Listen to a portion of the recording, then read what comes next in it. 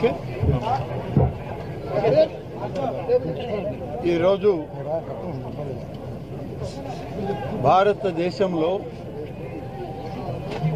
ఉగ్రవాదుల యొక్క చర్యలతో భారతదేశంలో ఉన్నటువంటి ప్రతి ఒక్కరూ భారతీయులు, హైందవ సంస్కృతిని కలిగిన వాళ్ళందరూ కూడా ఒక్కసారి ఉలిక్కిపడ్డారు. భారతదేశంలో ఉగ్రవాదానికి స్థానం లేదు. ఉగ్రవాదాన్ని ఉక్కుపాదంతో అణిచివేసేటువంటి మన ప్రధానమంత్రి శ్రీ నరేంద్ర మోడీ గారి నాయకత్వంలో ఈ దేశం అగ్ర రాజ్యాల సరసన నిలబడబోయేటప్పుడు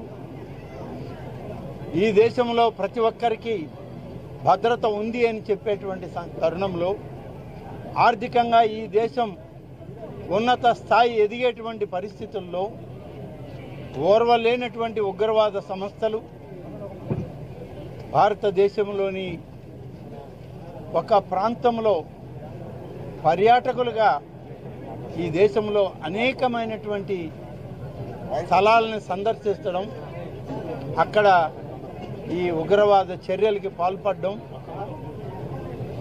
దేశంలోనే 28 మందిని పేర్లు అడిగి, మతం అడిగి, నీ దేశం ఏదని అడిగి కాల్చి చంపడం అనేది భారతదేశంలో గతంలో ఎన్నడూ వినలేదు, గతంలో ఎన్నడూ కూడా ఎవరు ఊహించినటువంటి.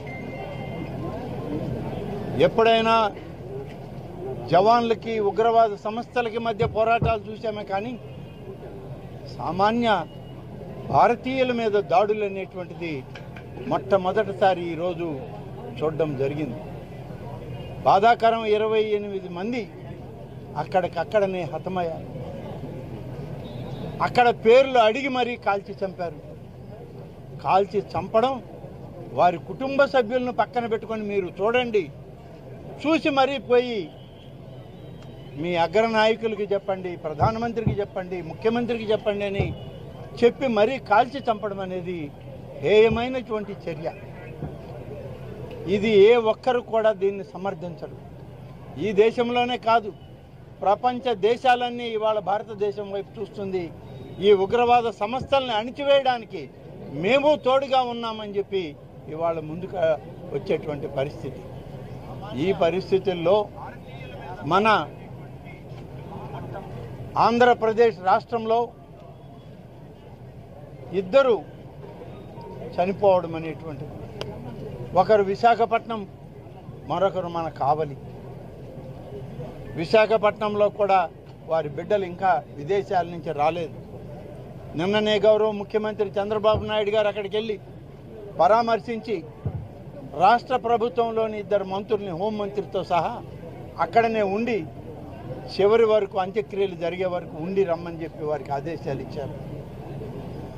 ఇవాళ ఉదయమే మిత్రుడు మధుసూదన్ పార్థివ దేహం ఇక్కడికి వచ్చినప్పుడు జిల్లా అధికార యంత్రాంగం అంతా ఇక్కడే ఉంది. రాష్ట్ర ప్రభుత్వ ప్రతినిధులుగా మేమందరం రావడం జరిగింది. ఇవాళ ఆరోగ్య శాఖ మంత్రి గారు సత్యకుమార్ యాదవ్ గారు, అలాగే శాసనసభ్యులు చంద్రమోహన్ రెడ్డి గారు, కృష్ణారెడ్డి గారు, అలాగే ఇప్పుడు డిప్యూటీ సీఎం గారు అయినటువంటి పవన్ కళ్యాణ్ గారు, నాదెండ్ల మనోహర్ గారు కూడా వారు వచ్చి పరామర్శించి వారికి అన్ని రకాలుగా తోడుంటామన్న హామీ ఇవ్వడం జరిగింది. ఇది ఒక అనూహ్యమైనటువంటి పరిస్థితి. భారతదేశంలో జరగకూడనటువంటి శాంతి సామరస్యాలకి అందరం అన్నదమ్ముల్లాగా ముందడుగు వేయాలని ఎప్పుడూ అందరం కలిసి భారత రాజ్యాంగంలో మనము ఒకళ్ళమని చెప్పి నడిచేటువంటి ఈ దేశంలో ఇలాంటి ఉగ్రవాద చర్య, ఏమైనటువంటి చర్య, ఏ ఒక్కరూ సభ్య సమాజంలో దీన్ని సమర్థించరు, సమర్థించడానికి వీలు కాదు. మనలాంటి దేశంలో స్నేహపూర్వక వాతావరణం, అన్నదమ్ముల్లాగా అన్ని మతాల వాళ్ళని కలిసి తిరిగే సమయం, ఇప్పుడు ఇలాంటి పరిస్థితి రావడం.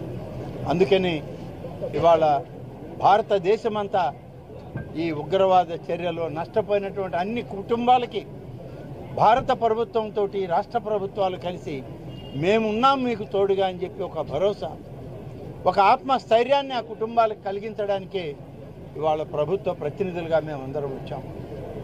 ఈరోజు ఇక్కడ కూడా చంద్రబాబు నాయుడు గారి ఆదేశాలతో కూటమి నాయకులం అందరం కలిసి వచ్చాం. ఇక్కడ ఆ కుటుంబాన్ని పరామర్శించాం.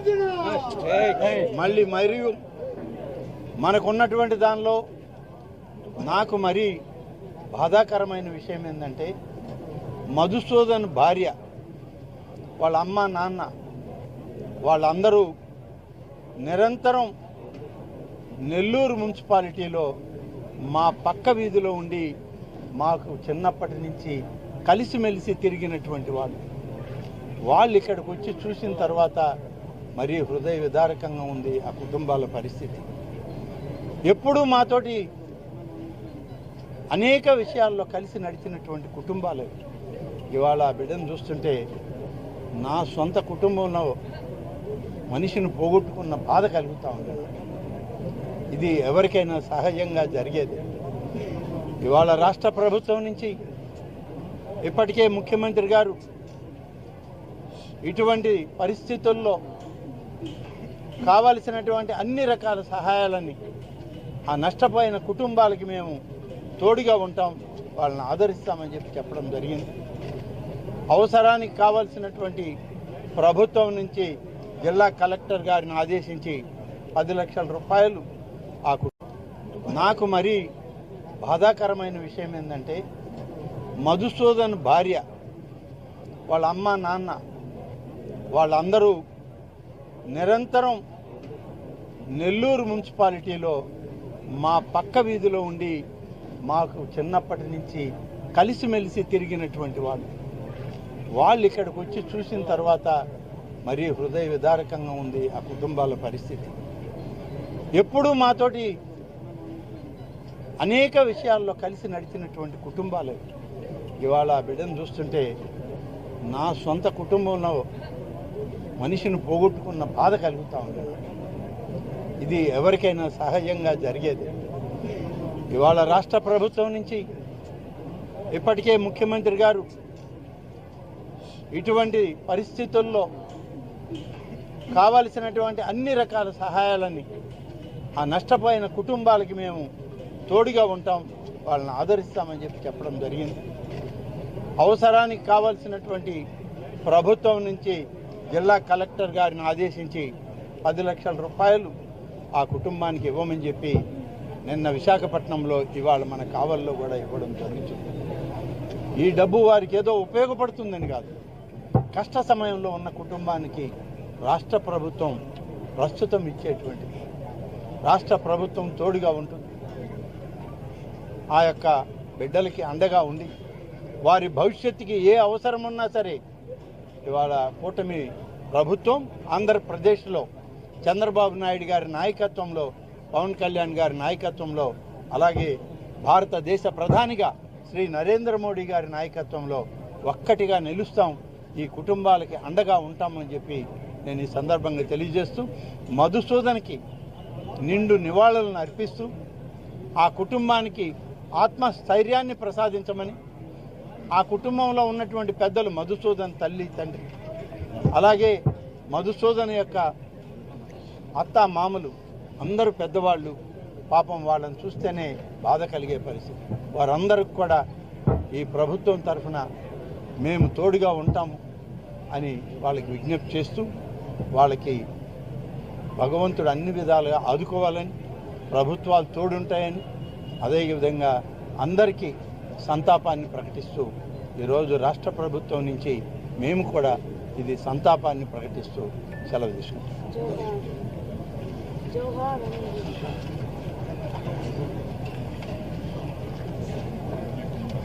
ఏప్రిల్ 22 భారతదేశ చరిత్రలో ఒక చీకటి రోజు.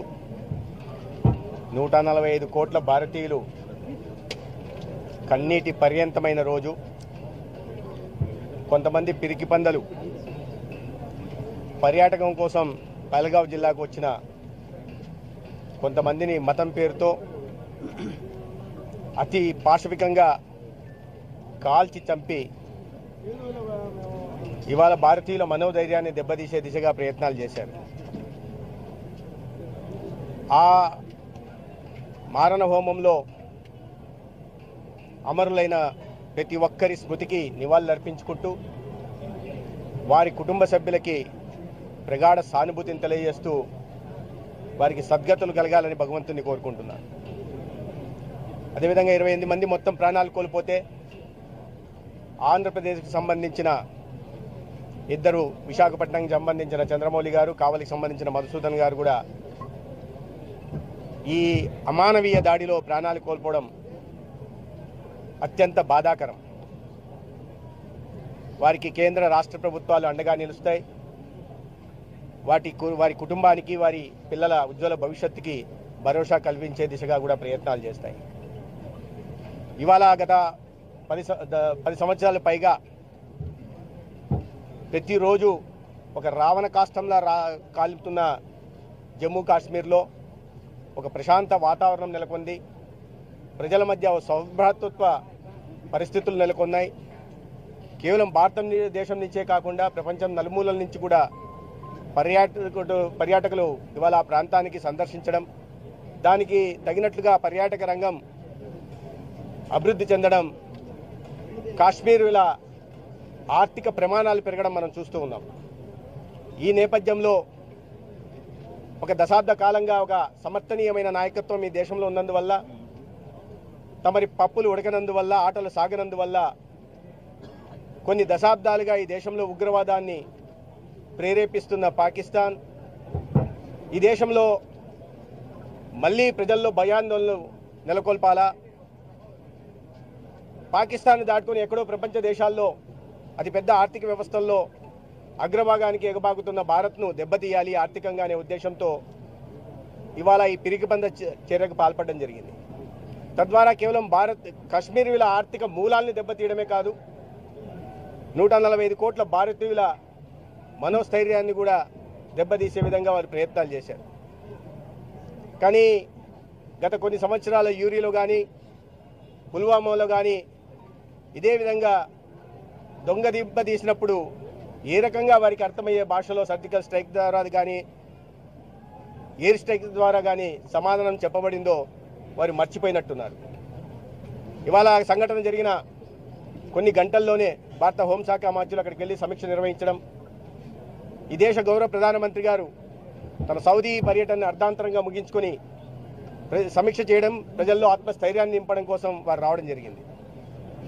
అయితే వారు అర్థం చేసుకోవాల్సింది ఏంటంటే, ఈ మారణ హోమానికి పాల్పడిన వ్యక్తులు ఎవరైనా, శక్తులు ఎవరైనా లేదా సంస్థలు ఎవరైనా భారీ మూల్యం చెల్లించుకోక తప్పదు. తీవ్ర పరిణామాలు ఎదుర్కొంటారు.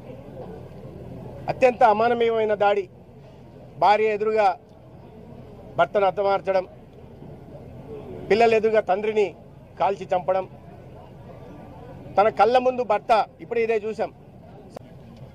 ఏప్రిల్ 22 భారతదేశ చరిత్రలో ఒక చీకటి రోజు. 145 కోట్ల భారతీయులు కన్నీటి పర్యంతమైన రోజు. కొంతమంది పిరికి పందలు పర్యాటకం కోసం పహల్గావ్ జిల్లాకు వచ్చిన కొంతమందిని మతం పేరుతో అతి పాశవికంగా కాల్చి చంపి ఇవాళ భారతీయుల మనోధైర్యాన్ని దెబ్బతీసే దిశగా ప్రయత్నాలు చేశారు. ఆ మారణ హోమంలో అమరులైన ప్రతి ఒక్కరి స్మృతికి నివాళులర్పించుకుంటూ వారి కుటుంబ సభ్యులకి ప్రగాఢ సానుభూతిని తెలియజేస్తూ వారికి సద్గతులు కలగాలని భగవంతుని కోరుకుంటున్నాను. అదేవిధంగా 28 మంది మొత్తం ప్రాణాలు కోల్పోతే ఆంధ్రప్రదేశ్కి సంబంధించిన ఇద్దరు, విశాఖపట్నంకి సంబంధించిన చంద్రమౌళి గారు, కావలికి సంబంధించిన మధుసూదన్ గారు కూడా ఈ అమానవీయ దాడిలో ప్రాణాలు కోల్పోవడం అత్యంత బాధాకరం. వారికి కేంద్ర రాష్ట్ర ప్రభుత్వాలు అండగా నిలుస్తాయి. వారి కుటుంబానికి, వారి పిల్లల ఉజ్వల భవిష్యత్తుకి భరోసా కల్పించే దిశగా కూడా ప్రయత్నాలు చేస్తాయి. ఇవాళ గత 10 సంవత్సరాల పైగా ప్రతిరోజు ఒక రావణ కాష్టంలా కాలుతున్న జమ్మూ కాశ్మీర్లో ఒక ప్రశాంత వాతావరణం నెలకొంది. ప్రజల మధ్య సౌభ్రాతృత్వ పరిస్థితులు నెలకొన్నాయి. కేవలం భారతదేశం నుంచే కాకుండా ప్రపంచం నలుమూలల నుంచి కూడా పర్యాటకులు ఇవాళ ఆ ప్రాంతానికి సందర్శించడం, దానికి తగినట్లుగా పర్యాటక రంగం అభివృద్ధి చెందడం, కాశ్మీరుల ఆర్థిక ప్రమాణాలు పెరగడం మనం చూస్తూ ఉన్నాం. ఈ నేపథ్యంలో ఒక దశాబ్ద కాలంగా ఒక సమర్థనీయమైన నాయకత్వం ఈ దేశంలో ఉన్నందువల్ల, తమరి పప్పులు ఉడకనందువల్ల, ఆటలు సాగనందువల్ల కొన్ని దశాబ్దాలుగా ఈ దేశంలో ఉగ్రవాదాన్ని ప్రేరేపిస్తున్న పాకిస్తాన్ ఈ దేశంలో మళ్ళీ ప్రజల్లో భయాందోళనలు నెలకొల్పాలా, పాకిస్తాన్ దాటుకుని ఎక్కడో ప్రపంచ దేశాల్లో అతిపెద్ద ఆర్థిక వ్యవస్థల్లో అగ్రభాగానికి ఎగబాకుతున్న భారత్ను దెబ్బతీయాలి ఆర్థికంగా అనే ఉద్దేశంతో ఇవాళ ఈ పిరికిపంద చర్యకు పాల్పడడం జరిగింది. తద్వారా కేవలం కాశ్మీరుల ఆర్థిక మూలాల్ని దెబ్బతీయడమే కాదు, 145 కోట్ల భారతీయుల మనోస్థైర్యాన్ని కూడా దెబ్బతీసే విధంగా వారు ప్రయత్నాలు చేశారు. కానీ గత కొన్ని సంవత్సరాల యూరియాలో కానీ పుల్వామాలో కానీ ఇదే విధంగా దొంగ దెబ్బ తీసినప్పుడు ఏ రకంగా వారికి అర్థమయ్యే భాషలో సర్జికల్ స్ట్రైక్ ద్వారా కానీ ఎయిర్ స్ట్రైక్ ద్వారా కానీ సమాధానం చెప్పబడిందో వారు మర్చిపోయినట్టున్నారు. ఇవాళ సంఘటన జరిగిన కొన్ని గంటల్లోనే భారత హోంశాఖ మంత్రులు అక్కడికి వెళ్ళి సమీక్ష నిర్వహించడం, ఈ దేశ గౌరవ ప్రధానమంత్రి గారు తన సౌదీ పర్యటనను అర్ధాంతరంగా ముగించుకొని సమీక్ష చేయడం, ప్రజల్లో ఆత్మస్థైర్యాన్ని నింపడం కోసం వారు రావడం జరిగింది. అయితే వారు అర్థం చేసుకోవాల్సింది ఏంటంటే, ఈ మారణ హోమానికి పాల్పడిన వ్యక్తులు ఎవరైనా, శక్తులు ఎవరైనా లేదా సంస్థలు ఎవరైనా భారీ మూల్యం చెల్లించుకోక తప్పదు. తీవ్ర పరిణామాలు ఎదుర్కొంటారు. అత్యంత అమానవీయమైన దాడి, భార్య ఎదురుగా భర్తను హతమార్చడం, పిల్లల ఎదురుగా తండ్రిని కాల్చి చంపడం, తన కళ్ళ ముందు భర్త, ఇప్పుడు ఇదే చూసాం, సతీమణి చెప్తున్నారు, చెయ్యిలో చెయ్యి పట్టుకొని ఉంటే బుల్లెట్ల వర్షం కురిపించి చంపేశారు. జీవితకాలం ఆవిడ మానసిక స్థితి ఎలా ఉంటుంది? కళ్ళ ఎదురుగా అత్యంత పాశవికంగా తండ్రిని హతమారుస్తుంటే దాని దుష్పరిమాణం వారి పిల్లల భవిష్యత్తు మీద ఎలా ఉంటుందనే విషయాన్ని దేశ ప్రజలు గమనించాల్సి ఉంది. ఇదే సమయం దేశ ప్రజలందరూ సంఘటితంగా ఉండాలా, సమర్థ నాయకత్వం ఉంది, సంఘటితంగా ఉండాలా. ఆ సంఘటితం అనేది 2 రోజులుగా మనం చూస్తున్నాం.